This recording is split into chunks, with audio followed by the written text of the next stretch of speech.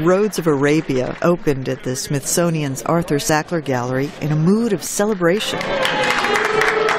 The exhibit, the first about Saudi culture in the U.S., showcases more than 300 objects, ranging from ornate pottery and monumental statues to the jewelry that adorned the remains of a young girl buried nearly 2,000 years ago. Curator Masumeh Farhod says many have never been seen in Arabia, where they came from. Some of the earliest objects go back to the Neolithic period, like the 6th, 7th millennium BC, and I think the most recent ones date to the early 20th century. The exhibit explores the Arabian Peninsula's past as a trade route for one of the most valuable commodities of the ancient world, incense. A collection of incense burners shows how the great temple civilizations, including Greece and Rome, relied on incense brought from Arabia. The exhibit opens with 3 sandstone steles, or grave markers, from the 4th millennium BC. I find something incredibly moving about that figure, because on one hand he's extremely abstracted. He's only sort of defined by some very sort of, crisp lines.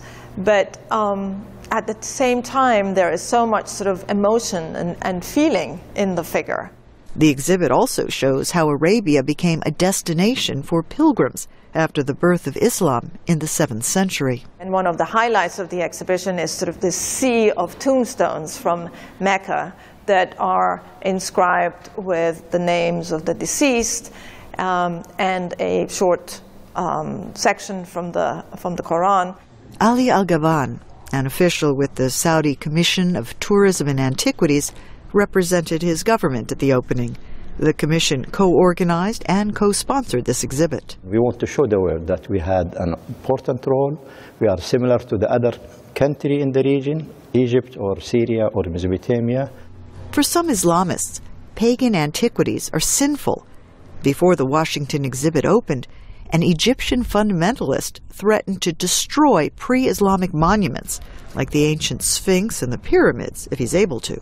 Al-Gaban says that is unacceptable. It's a stupidity, I think. The first Muslims did not do the same. I think we need to understand deeply our religion, and I can guarantee you there is no contradiction between protecting the human heritage and the Islam.